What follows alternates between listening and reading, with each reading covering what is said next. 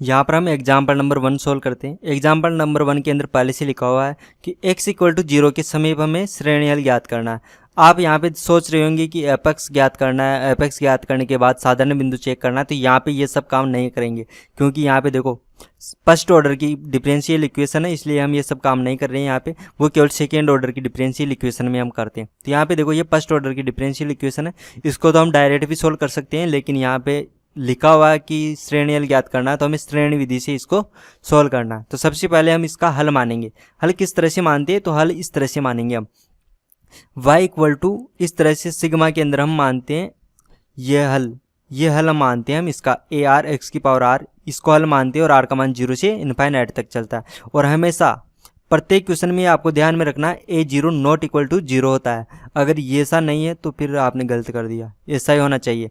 हम मानते हैं ऐसा ही, क्योंकि फिर यहाँ पे हमने ऐसा मान लिया तो आगे तो फिर चेंज हो ही नहीं सकता। तो हमने इसको हल मान लिया। हल मानने के बाद हम क्या करेंगे, अवकलन करेंगे इस इक्वेशन का।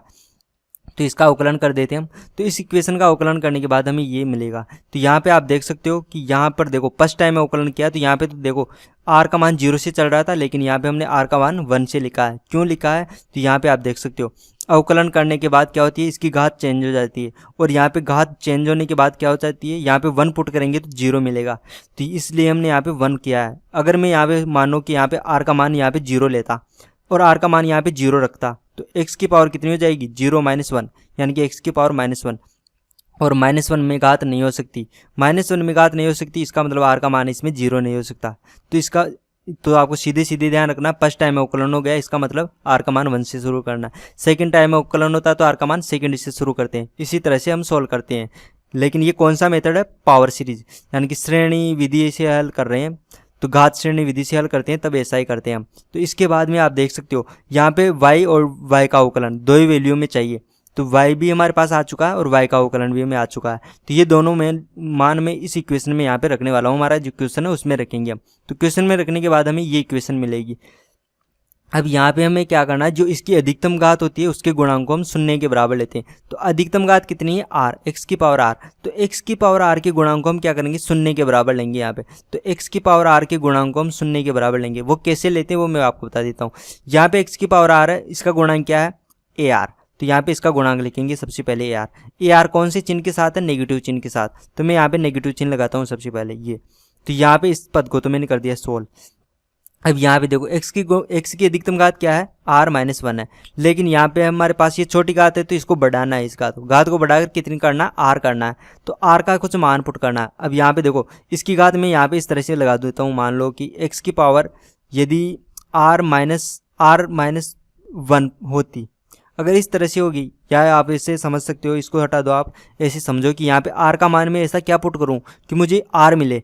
तो यहाँ पे देखो मुझे r का मान कुछ पुट करना है, तो मैंने r पुट कर दिया, r का मान। तो यहाँ पे r - 1 ये वैल्यू किस में बदल जाएगी, हमारे पास r में बदल जाएगी। यहाँ पे जो r था उसको मैंने बड़ा r पुट कर दिया। बड़ा r पुट करने के बाद क्या होगी, ये वैल्यू बदल जाएगी किसमें, r में। इस घात के बराबर करते हैं, दोनों घातों को बराबर करने की कोशिश कर रहे हैं हम। तो इस घात को मैंने r के बराबर कर दिया। तो मुझे यहाँ पे पता चला कि r को क्या किया मैंने, r ये पक्षांतरण हो गया, इस साइड में आ गया।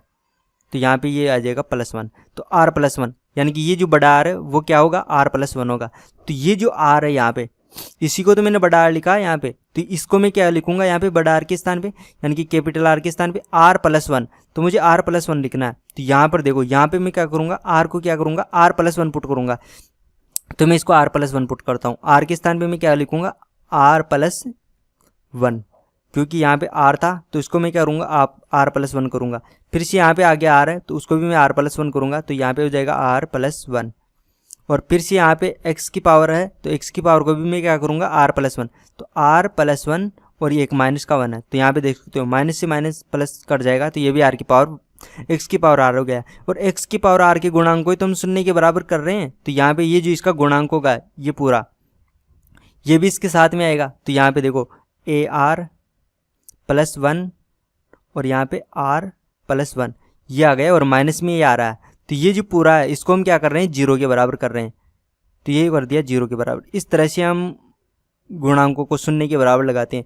तो ये आपको शायद समझ में आ चुका होगा कि हम किस तरह से करते हैं। अधिकतम घात होगी उसके गुणांक को 0 के बराबर लेंगे, और इसके साथ में कौन कौन लेंगे, इस साइड में जो होगा मतलब कि जो न्यूनतम घात का है उसको भी हम इस घात के बराबर बनाएंगे। इसके बराबर बनाने के लिए हम क्या करेंगे, आर को चेंज करेंगे। आर को किस तरह से चेंज करना है ये भी मैंने आपको यहाँ पे बताया, यानी कि आपको कुल मिलाकर यहाँ पे रिजल्ट ये प्राप्त करना है कि ये जो अक्स है इसकी घात भी आर हो जानी चाहिए। इसकी घात को आर करने के लिए आपको आर के स्थान पे क्या पुट करना है वो आप डायरेक्ट सोच सकते हो या आप इस तरह से ज्ञात कर सकते हो। तो हमारे पास इस तरह से ये जो मान है इस तरह से आएगा, ये जो इस तरह से आया है ये मैंने आपको बता दिया कि कैसे आया। इसको सोल्व करेंगे हम तो r+1 का मान मिलेगा। तो r+1 का मान हमें ये मिल चुका है यहाँ पे। अब ये जो मान है यहाँ पे हम r का मान पुट करेंगे। r का मान हम कुछ भी पुट कर सकते हैं यहाँ पे, लेकिन ये ध्यान रखना चाहिए कि पॉजिटिव होगा, 0 से बड़ा होना चाहिए। 0 भी हो सकता है, 0 1 2 3 इस तरह से पुट करते हैं। तो r का मान हम 0 पुट करेंगे। तो यहाँ पे हम शुरू करते हैं। आर का मान यहाँ पे देखो 0 1 2 3 कुछ भी पुट कर सकते हैं हम, पॉजिटिव होना चाहिए, पूर्णांक होना चाहिए। तो यहाँ पे हम पुट करेंगे आर का मान 0। तो आर का मान 0 पुट करने के बाद हमें ये मिलेगा a1 = 0। ये कैसे मिला, तो यहाँ पे आप देख सकते हो आर का मान 0 पुट करेंगे तो a1 हो जाएगा। यहाँ पे आर का मान 0 पुट करेंगे तो यहाँ पे a0 हो जाएगा। तो इस तरह से a1 का मान हमें मिल चुका है। तो यहाँ पे फर्स्ट मान हमें मिल चुका है। फिर आर का मान 1 पुट करेंगे। तो यहाँ पे देखो आर का मान 1 पुट करेंगे तो 1 + 1 a2 हो जाएगा। तो यहाँ पे हो जाएगा a2 और r+1 तो यहाँ पे देखो 1 + 1 1/2 हो गया। तो इस तरह से हमें ये मिल चुका है a1। और a1 देख सकते हो आप, a1 का मान क्या है यहाँ पे a0। तो a1 के स्थान में मैंने क्या कर दिया, a0 कर दिया। तो a2 का मान भी हमें a0 के रूप में मिल चुका। अब a3 ज्ञात करेंगे। a3 ज्ञात करने के लिए आर का मान 2 पुट करेंगे। आर का मान 2 पुट करेंगे तो हमें ये मिलेगा यहाँ पे। अब यहाँ पे देखो a2 है, a2 का मान हम क्या करेंगे, यहाँ से पुट करेंगे। a2 का मान 1/2 a0। तो 1/2 a0 पुट किया तो हमें ये मिला है यहाँ पे। अब यहाँ पे देखो a3 मिल चुका। a4 भी ज्ञात करते हैं हम। a4 ज्ञात करने के लिए हम क्या करेंगे, r का मान 3 पुट करेंगे। तो r का मान मैंने यहाँ पे 3 पुट कर दिया। तो यहाँ पे देख सकते हो एक क्या है, r+1 है, तो 1 ऐड हो जाएगा इसमें, तो ये 4 हो जाएगा। तो a4 आ गया, a4 आ गया और यहाँ पे आ गया a3। a3 का मान क्या करेंगे, हम यहाँ से पुट करेंगे। इस तरह a3 का मान हमें ये प्राप्त किया था, यहाँ से हम इसमें पुट करेंगे तो हमें ये इक्वेशन मिल चुकी। अब आप यहाँ पे सभी जो भी मान है उसको एक बार ध्यान से देखो। यहाँ पे देखो इसका यहाँ पे गुणांक क्या है 1, यहाँ पे गुणांक क्या है 1/2, यहाँ पे 1/3, फिर आ गया 2, फिर 1, फिर यहाँ पे इसका गुणांक क्या आ रहा है 4 3 2 1। इसका मतलब यहाँ पे जितना आ रहा है उसी का फैक्टोरियल यहाँ पे आ रहा है। यहाँ पे 4 है तो यहाँ पे ये 4 फैक्टोरियल है। यहाँ पे यदि ये 3 है, a3 है, तो यहाँ पे देखो ये 3 का फैक्टोरियल आ रहा है। तो हम यहाँ पे n लिख सकते हैं, डायरेक्ट an लिख सकते हैं। यहाँ पे यदि a का an होगा तो यहाँ पे क्या होगा, n का फैक्टोरियल होगा और लास्ट में क्या होगा, a0 होगा। तो इस तरह से हमें ये गुणांक मिल चुका है। अब ये गुणांक हमें मिल चुके हैं तो हम क्या करेंगे, ये जो सीरीज हमने मानी है इसके अंदर ये गुणांक पुट करेंगे। तो ये सीरीज को ओपन करके लिखते हैं हम। तो ये जो सीरीज है इसका प्रसारित कर दिया, आर का मान 0 1 2 3 पुट कर दिया। तो इस तरह से ये सीरीज आ गई। अब इस सीरीज के अंदर हम क्या करेंगे, a0 तो है ही नहीं, a0 तो कांस्टेंट है। यहाँ पे आप देख सकते हो ये फर्स्ट अवकलन है, फर्स्ट अवकलन है, इसका मतलब इसमें एक कांस्टेंट होगा। तो एक कांस्टेंट क्या हो गया है यहाँ पे, a0 इसका एक कांस्टेंट हो चुका है। अब a0 तो हमारे पास कांस्टेंट हो चुका है। तो a1 का मान हम पुट करेंगे, a2 का मान हम पुट करेंगे, क्योंकि हमारे पास a1 का मान है, a2 का मान है, a3 a4 a5 सब का मान हम इसमें पुट कर देंगे। सब मान हम इसमें पुट करेंगे तो हमें ये इक्वेशन मिलेगी यहाँ पे। अब यहाँ पे देख सकते हो सब में a0 आ रहा है। तो a0 को कॉमन करके मैं बाहर कर लेता हूँ। a0 को मैंने कॉमन ले लिया, ये बाहर कर दिया इस तरह से। अब आप देख सकते हो a0 को बाहर कर दिया तो ये हो गया इसका श्रेणीयल, यहाँ से लेकर यहाँ तक ये इसका श्रेणीयल है। ये हमारा आंसर है। लेकिन आपको पता हो तो ये जो सीरीज होती है ये e⁻x की सीरीज होती है, इसलिए मैंने इसको e⁻x लिख दिया। तो इसको आप इस तरह से भी लिख सकते हो। अगर आप इसका इंटीग्रेशन करते तो इंटीग्रेशन करने के बाद आपको डायरेक्ट ये मिलता, एक कांस्टेंट मिलता है यहाँ पे। उस कांस्टेंट को तो आप c बोल देते और इस तरह से मिलता। मैं करके दिखा देता हूँ आपको। यहाँ पे यदि dy/dx इस तरह से होता इक्वल टू ये हो जाता y, इसको मैं आगे सोल्व करता तो ये हो जाता dy/y = x। अब इसको सोल्व करने के लिए हम क्या करते हैं, इंटीग्रेशन करते हैं यहाँ पे, क्योंकि ये यहाँ पे dx है। तो इंटीग्रेशन किस तरह से होगा इसका, log y = x plus log c, क्योंकि log के पदों में हम मान रहे हैं यहाँ पे। तो इसको सोल्व करोगे ना आप तो भी आपको यही मिलता है, क्योंकि यहाँ पे देखो log को हटाने की प्रॉपर्टी लगाओगे आप, तो जैसे आप log को हटाओगे तो आपको e⁻x के रूप में मिलेगा ये। तो इस तरह से ये सोल्व करते हैं और यहाँ से सीरीज से सोल्व किया तो भी हमें आंसर सेम मिला। तो ये जो ये लिखा है मैंने, ये इसका आंसर हो चुका है, ये यहाँ से लेकर यहाँ तक ये इसका श्रेणीयल है। और आप इसको इस तरह से भी लिख सकते हो। यदि आपको ये सीरीज पता हो तो लिख सकते हो, नहीं हो तो भी इसको छोड़ सकते हो, ज़रूरी नहीं है, क्योंकि श्रेणीयल तो यही है हमारा। तो हमने किस तरह से सोल्व किया एक बार फिर से बता देता हूँ। सबसे पहले हम क्या करेंगे, इस तरह से इसका हल मानेंगे। हल मानने के बाद हम क्या करेंगे, अवकलन ज्ञात करेंगे। जो भी यहाँ पे दिया हुआ है उन सब का मान हम यहाँ पे पुट करेंगे।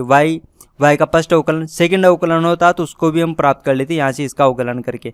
वो सब हम पुट करने के बाद हम क्या करेंगे, अधिकतम घात के गुणांक को शून्य लेते हैं। अधिकतम घात कितनी है, x की पावर r। देखो ये तो न्यूनतम है क्योंकि माइनस का 1 हो रहा है इसमें, इसलिए ये छोटी घात है, ये बड़ी घात है r।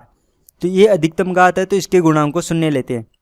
शून्य लेने के लिए हम क्या करेंगे, ए आर तो हमें यहाँ पे डायरेक्ट मिल रहा है, और इस साइड में हम क्या करेंगे, इस घात को भी आर के बराबर बनाते हैं। आर के बराबर बनाने के लिए हम क्या करेंगे, आर का कुछ ना कुछ मान पुट करेंगे। तो यहाँ पे हमने आर का मान क्या r+1 पुट किया था। इस तरह से हमें रिलेशन मिलेगा दो गुणांकों के अंदर। ये गुणांकों के अंदर जो रिलेशन मिलता है उससे हम क्या करते हैं, ये मान प्राप्त करते हैं। जो भी कॉन्स्टेंट होता है इसका मान प्राप्त करते हैं। और जो इस सूत्र से प्राप्त नहीं होता है उसको हम क्या बोलते हैं, उसको हम शून्य बोल देते हैं। वो शून्य कैसे बोलते हैं, तो इससे जो पहले वाले मैंने एक एग्जाम्पल सोल्व करके बताया था उसमें हमने ऐसा केस किया था, एक सोल्व किया था। फिर ये जो भी हमें गुणांक प्राप्त होते हैं ये सब मान हम क्या करते हैं, इस सीरीज में रखते हैं। इसको हम ओपन करते हैं, इस तरह से प्रसारित करते हैं। प्रसारित करने के बाद ये A1 A2 A3 इनका मान रखते हैं और हमें आंसर मिल जाता है।